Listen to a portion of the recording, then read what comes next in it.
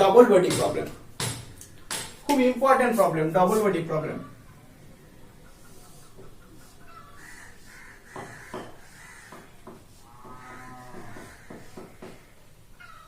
এটা 2 কেজি, এটা 8 কেজি, ঠিক আছে। অপরটা 2 কেজি, নিচেরটা 8 কেজি, ঠিক আছে। একটা প্লেনের উপর আছে, এইদিকে ফোর্স অ্যাপ্লাই করেছি 10 নিউটন, 10 নিউটন ফোর্স অ্যাপ্লাই করেছি, 10 নিউটন ফোর্স অ্যাপ্লাই করেছি। তো দেখো এখানে আমি 10 নিউটন ফোর্স অ্যাপ্লাই করেছি। তো 10 নিউটন ফোর্স অ্যাপ্লাই করার জন্য কি কি কন্ডিশন হতে পারে, আমরা ফার্স্ট প্রবলেম সলিউশন করছি না, আগে জেনে নিচ্ছি কি কি পসিবিলিটি থাকতে পারে। টোটাল সিস্টেমটা মানে 8 + 2 10 কিলোনিউটন সেম ভেলোসিটি নিয়ে এদিকে মুভ হচ্ছে, একটা হতে পারে। একটা হচ্ছে দুটো অবজেক্টই ওখানে স্থির স্ট্যাটিক অবস্থায় আছে, ঠিক আছে, দুটো কন্ডিশন। একটা হচ্ছে 8 কেজি বেশি ভেলোসিটি নিয়ে যাচ্ছে 2 কেজি থেকে, 8 কেজিটা বেশি স্পিডে যাচ্ছে 2 কেজি থেকে। তবে এটা কখনোই হবে না, আগের দিন বলেছি, এটা কখনোই হবে না 2 কেজিটা বেশি স্পিড নিয়ে যাবে 8 কেজি থেকে, যেটাতে ফোর্স অ্যাপ্লাই করছে সেটা সব থেকে বেশি স্পিডে যাবে, ঠিক আছে। যদি দুটো আলাদা আলাদা ভেলোসিটি নিয়ে যায় তাহলে দুটো আলাদা আলাদা ভেলোসিটি নিয়ে যেতে পারে, দুটো সেম ভেলোসিটি নিয়ে যেতে পারে, দুটো স্থির হতে পারে। তো আমরা এখানে দেখে নিই এই প্রবলেমটা কি হচ্ছে। এই প্রবলেমটা হচ্ছে আমার এখানে ফ্রিকশন কাজ করবে, 10 কিলোনিউটন যখন অ্যাপ্লাই করবে এখানে ফ্রিকশন কাজ করবে। ফ্রিকশন কোন দিকে কাজ করবে, এইদিকে 10 কিলোনিউটন 10 নিউটন ফোর্স দিয়েছি, তাহলে ফ্রিকশন এইদিকে কাজ করবে F1। এবং আমার ফ্রিকশন ফোর্স গুলো বলে দিয়েছে, এ বির মধ্যে এই দুটো বডির মধ্যে হচ্ছে একটা ফ্রিকশন, সেটা হচ্ছে 0.4, আর এই দুটো বডির মধ্যে এখানে ফ্রিকশন হচ্ছে 0.5, ঠিক আছে। তাহলে F1 কত হবে, F1 ম্যাক্স বের করি। F1 ম্যাক্স হচ্ছে মিউ, আর মিউ হচ্ছে কত 0.5, আর কত, দুটো বডিকে একসঙ্গে নিচ্ছি, কারণ F1 যখন ফ্রিকশন ফোর্স অ্যাপ্লাই করছি তখন দুটো বডি একসঙ্গে থাকছে, তাহলে দুটো বডির ওয়েট ডাউনওয়ার্ড হচ্ছে, তাহলে তার রিঅ্যাকশন আপওয়ার্ড হবে। কত হবে reaction force, 10 × 10, 10 KG into m into g, g হচ্ছে 10 মিটার/সেকেন্ড, আর হচ্ছে mg। তো এটা হলো আমার F ম্যাক্স, কত 100 × ½ 50 নিউটন। দেখো আমি 10 নিউটনে 10 নিউটন ফোর্স অ্যাপ্লাই করেছি, ফ্রিকশন লিমিটিং ফ্রিকশন কত, ম্যাক্সিমাম ফ্রিকশন কত 50 নিউটন। তাহলে আমি 10 নিউটন, তার জন্য আমার বডিতে কত ফ্রিকশন তৈরি হবে 10 নিউটন যখন আমি ফোর্স অ্যাপ্লাই করছি তখন ফ্রিকশন ফোর্স কত হবে 10। যতক্ষণ না আমার এই F ম্যাক্স কে পার করবে P ফোর্সটা, ততক্ষণ P ফোর্স আর F ফ্রিকশন ফোর্স দুটো সেম হবে, ঠিক আছে। তো এখানে দেখো F ম্যাক্স এর থেকে P ফোর্স কম, তাহলে কি হবে, আমার বডিটা স্থির অবস্থায় থাকবে, স্টেবল অবস্থায় থাকবে। তাহলে স্টেবল অবস্থায় যদি বডিটা থাকে তাহলে এই দুটোর মধ্যে ফ্রিকশন কি হবে, এই বডি দুটোর মধ্যে ফ্রিকশন কি হবে বলো।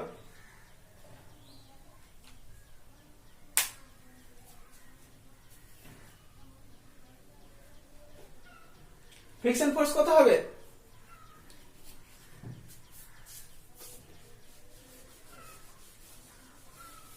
দেখো এই বডির উপর কোনো ফোর্স অ্যাপ্লাই করছি না, তাহলে ফ্রিকশন ফোর্স কত হবে 0।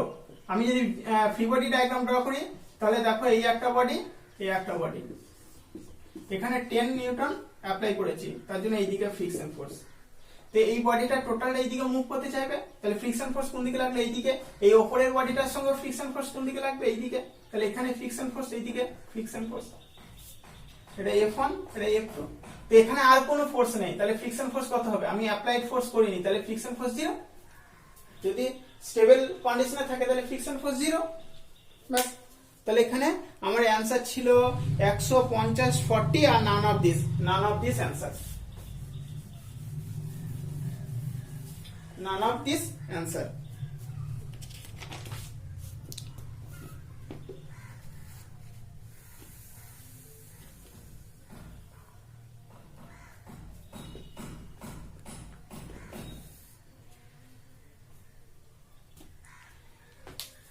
চলো এই প্রবলেমটা আমি আরেকটু দীর্ঘায়িত করছি।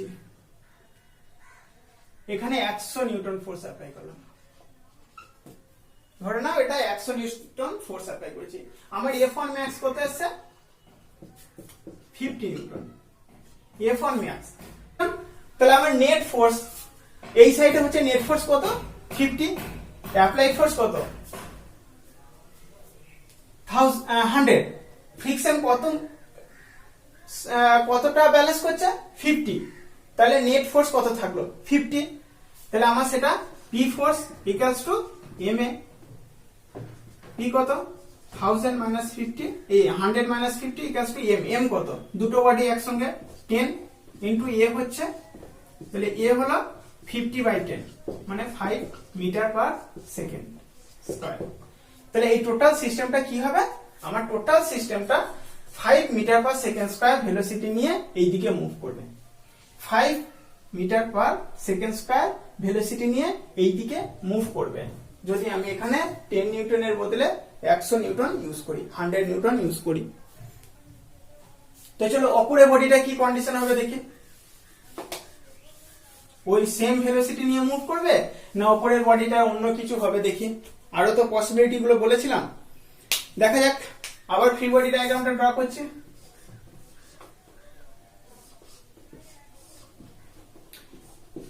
এ হচ্ছে F1, এই হচ্ছে F2, এটা হচ্ছে F2, এটা হচ্ছে 100, F1 হচ্ছে 50 নিউটন। তো আমার টোটাল অবজেক্টটা এইদিকে ভ্যালু, এইদিকে অ্যাক্সেলারেশন হচ্ছে a, অ্যাক্সেলারেশন a। তাহলে যখন টোটাল অবজেক্টটা অ্যাক্সেলারেশন এইদিকে a হবে, তাহলে এখান থেকে আমি যদি এই বডির কোনো জায়গায় যদি বসে যদি আমি দেখি ফ্রি বডি ডায়াগ্রামটা, তাহলে কি হবে? এটা সিউডো ফোর্স, বাইরের দিকে ছিটিয়ে যাওয়ার জন্য একটা ফোর্স অ্যাপ্লাই হচ্ছে। এতে এখানে স্থির অবস্থায় ছিল, এই বডিটাকে আমি টানছি, তার মানে কি এই ভেলোসিটি নিয়ে টানছি যখন, তখন এই বডিটা বাইরের দিকে যেতে চাইছে। তাহলে এইদিকে কি ফোর্সটা হবে? সেই ফোর্সটা কি হবে? P equals to ma। ঠিক আছে, এই এমটা হচ্ছে এই বডির এম, M1 2 কেজির এম। তাহলে এখানে P কত হলো? P হচ্ছে 2 ইন্টু A কত? A 5, 10 newton, 10 newton. তাহলে এইদিকে ফোর্স হলো 10 নিউটন। আর friction force, limiting friction force কত? চলো F2 limit, F2 max, F2 max কত? মিউ আর মিউ হচ্ছে 0.4, আর হচ্ছে কত এখানে? আর হচ্ছে mg, m কত? m হচ্ছে 2 ইনটু 10, 20 ইনটু 4 4 2 8, 8 নিউটন, 8 নিউটন। তাহলে এইদিকে F2 হচ্ছে 8 নিউটন। দেখো আগের বডিটা কি ছিল? আগের বডিটা ওই দিকে আমার অ্যাক্সেলারেশন বেশি ছিল, ঠিক আছে, এইদিকে ফোর্স বেশি ছিল। এইদিকে ফোর্স বেশি থাকার জন্য পুরো বডিটা এইদিকে অ্যাক্সেলারেট করছিল, ঠিক আছে। কিন্তু এখানে দেখো উপরের বডিটাতে আমার এই সাইডে ফোর্স বেশি হচ্ছে, ফ্রিকশন ফোর্সের জন্য কম হচ্ছে 8, এই সাইডে ফোর্স কম, এই দিকে ফোর্স বেশি। তাহলে বডিটা কোন দিকে মুভ করবে? এই দিকে। টোটাল সিস্টেমটা ওই দিকে যাচ্ছে, মানে এ ওই দিকে যাচ্ছে কিন্তু এর থেকে কম যাচ্ছে, এই বডিটার থেকে কম ভেলোসিটি নিয়ে যাচ্ছে। কত ভেলোসিটি নিয়ে যাচ্ছে ক্যালকুলেট করো।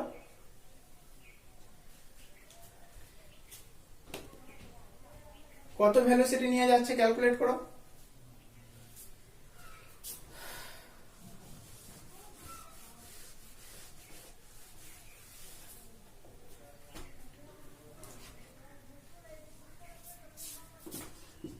F2 is P is greater than F2 max।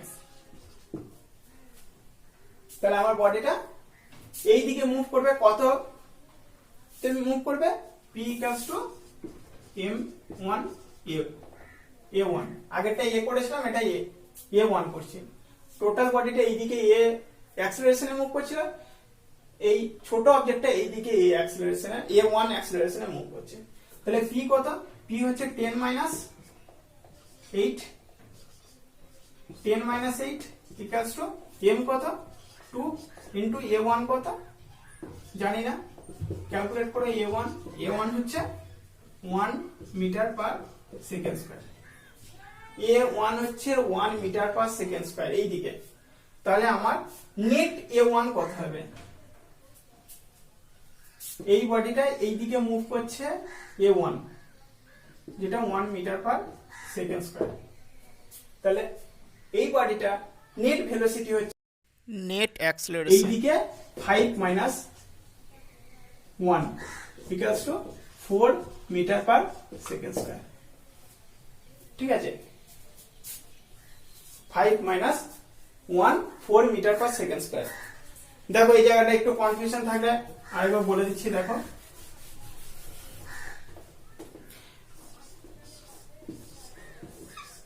আমার টোটাল সিস্টেমটা এইদিকে 5 metre per second square velocity নিয়ে যায়, ঠিক আছে, টোটাল বডিটা।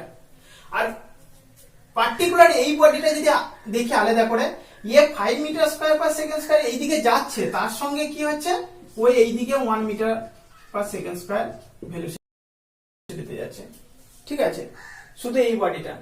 তাহলে কি হচ্ছে এই 5 মিটার পার সেকেন্ড স্কয়ারের সঙ্গে 1 metre per second square minus হবে, দিয়ে যেটা হবে সেটা হচ্ছে আমার এটার এ, এটার a1 হচ্ছে 5 minus 1 equals to 4 metre per second square.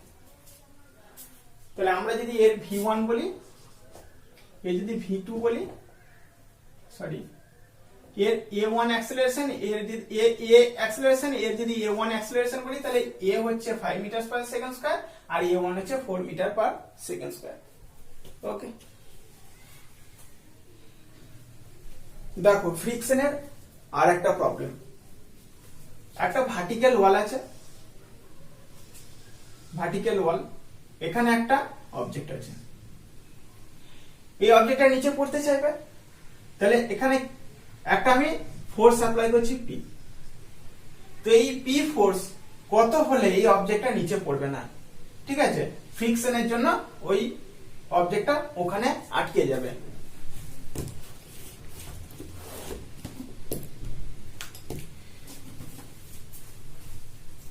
ধরো এই বইটা ওয়াল, এখানে মোবাইলটা রেখেছি, এবারে দেখো মোবাইলটা যদি ছেড়ে দিই তাহলে নিচে পড়ে যাবে, কিন্তু মোবাইলটাকে আমি যদি একটা ফোর্স অ্যাপ্লাই করি, দেখো একটা ফোর্স অ্যাপ্লাই করেছি, মোবাইলটা এখানে আটকে আছে, যখনই ফোর্সটা রিলিজ করে দেবো তখন ও পড়ে যাবে।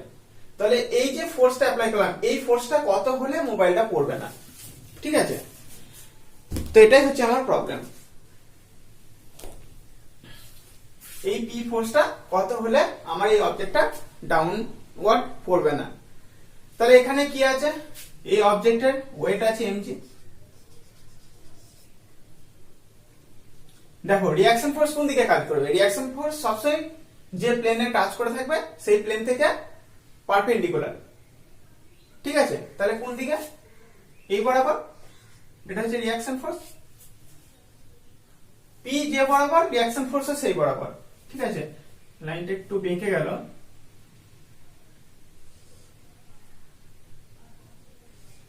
এটা হচ্ছে আর, এটা হচ্ছে পি ফোর্স। আর কি ফোর্স থাকবে, ফ্রিকশন ফোর্স। দেখো এই নিচে দিয়ে নামতে চাইবে, তাহলে নিচে দিয়ে নামতে চাইলে ফ্রিকশন ফোর্স কোন দিকে থাকবে, ফ্রিকশন ফোর্স আপওয়ার্ড, এটা ফ্রিকশন ফোর্স, ঠিক আছে। তাহলে দেখো এখানে হচ্ছে পি ক্যাস্টার, পি পজিটিভ এক্স অ্যাক্সিস আর নেগেটিভ এক্স অ্যাক্সিস। তাহলে আমরা যদি হরিজন্টাল ফোর্স গুলোকে ব্যালেন্স করি তাহলে কি হবে, হরিজন্টাল ফোর্স গুলোকে ব্যালেন্স করলে P ইকুয়ালস টু R হবে, P ইকুয়ালস টু R হবে, আর কি হবে, F ইকুয়ালস টু mg। দেখো F ইকুয়ালস টু mg হবে। এবার আমরা কি জানি, friction force equals to μ1, friction force equals to μ1। Friction force কত, ফ্রিকশন ফোর্স mg সমান সমান, দেখো ফ্রিকশন ফ্রিকশন ফোর্স mg এর সমান হবে, কারণ friction force upward mg downward, আর কোনো ফোর্স নেই, তাহলে এই দুটো ব্যালেন্স হবে। তাহলে ফ্রিকশন ফোর্স কার সমান হবে? ওয়েটের সমান, mg এর সমান হবে। মিউ থাকলো, আর কি? আর হচ্ছে p, তাহলে p হচ্ছে mg by mu, mg by mu. দেখো আরেকটা, আমার যদি এই দুটো প্লেনের মধ্যে এই অবজেক্ট আর এই প্লেন, এই দুটোর মধ্যে যদি ফ্রিকশন না থাকতো, যদি ফ্রিকশন লেস হতো, ফ্রিকশন জিরো হতো, তাহলে কি হতো? ফ্রিকশন যদি না থাকতো তাহলে ফ্রিকশন ফোর্স আসতো না, তাহলে ফ্রিকশন ফোর্স আসতো না মিন্স ডাউনওয়ার্ড এমজি ফোর্স থাকতো, কোনো ফ্রিকশন ফোর্স নেই, তাহলে এমজি কে ব্যালেন্স করার জন্য কেউ ছিল না, তাই এই অবজেক্টের উপর আমি যত ফোর্সই অ্যাপ্লাই করি না কেন এই অবজেক্টটা এখানে থাকতো না, ডাউনওয়ার্ড নিচে পড়ে যেত, এখানে ইকুইলিব্রিয়াম বা ব্যালেন্স অবস্থায় থাকতো না। যত ফোর্সই মানে একটা ছোট্ট অবজেক্টের উপর হিউজ পরিমাণ ফোর্স অ্যাপ্লাই করছি, এই পি ফোর্সটা, বাট তাও অবজেক্টটা ওখানে থাকবে না, অবজেক্টটা নিচে পড়ে যাবে। তাহলে অবজেক্টটা এই ওয়ালের মধ্যে আটকাচ্ছে কি কারণে? শুধুমাত্র ফ্রিকশন ফোর্সের জন্য। ফ্রিকশন না থাকলে এটা কোনোদিন সম্ভব হতো না যে কোনো একটা ফোর্স অ্যাপ্লাই করে কোনো একটা অবজেক্টকে ওয়ালের মধ্যে রাখা, শুধুমাত্র ফ্রিকশন ফোর্সের জন্য এটা সম্ভব হচ্ছে।